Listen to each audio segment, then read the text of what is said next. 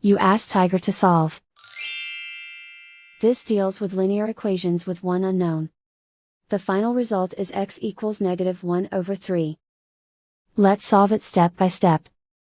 Group all x terms on the left side of the equation. Subtract 2x from both sides.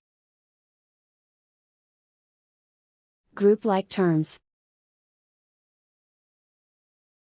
Simplify the arithmetic. Group like terms. Simplify the arithmetic. Group all constants on the right side of the equation. Add 6 to both sides. Simplify the arithmetic.